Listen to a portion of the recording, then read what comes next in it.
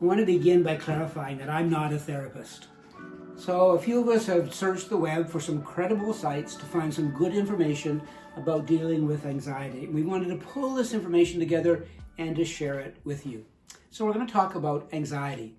At one time or another, we all experience some levels of anxiety. So this affects everybody. The dictionary says that anxiety is the state of being anxious. Well, thank you. But it goes on to mention that being anxious is to worry or to have a troubled mind about an uncertain event.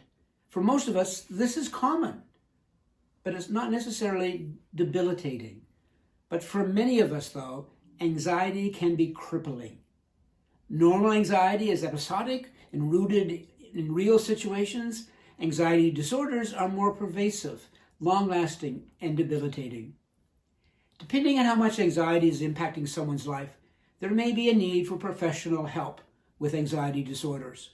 Part of good mental health housekeeping is the willingness to seek help when it's needed.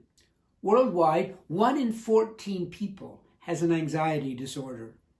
Anxiety disorders, if left untreated, can lead to depression, with increased chances of job loss, relationship breakups, or even suicide.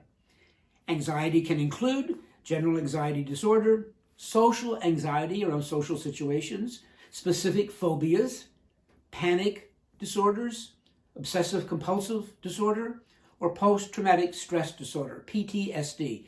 PTSD is something that I have experienced. So let's take a look at some of the things that you can do on your own, that can help with anxiety levels that you may not need professional help with. So here's a few.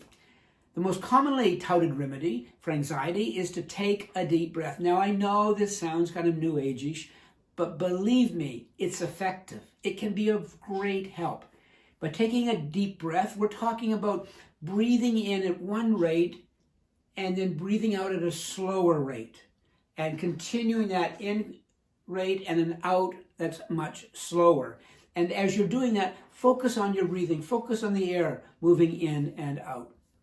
So why do people, even doctors, recommend this? There are several reasons. Anxiety is part of our more primitive brains. It's part of the flight or fight part of our brains. Anxiety gears up our adrenaline and oxygen to be prepared for danger. This danger can either be real or, more frequently, imagined. If we are breathing rapidly, we are hyperoxygenating our blood, and it's telling us subconsciously to be prepared for danger. When we slow our breathing, we tell our inner selves that there is no danger, to relax. Also, concentrating our thoughts on our breath allows us to divert our attention away from any imaginary danger. It's a way of lessening the size of that danger in our minds. And the counting? Well, chances are that if we're in a state of anxiety, that we have been experiencing unconsciously over-ventilating. Our blood oxygen level may be a bit high. And with controlled, slower breathing, we can relax our body. Some other quick fixes that you might try.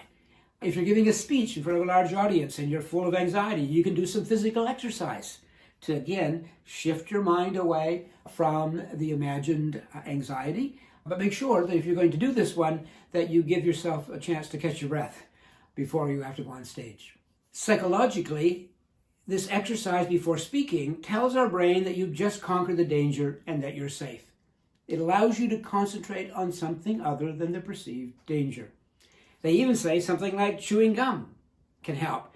Again, it tells your body that you're eating and shifts your focus away from the perceived danger, a diversionary tactic.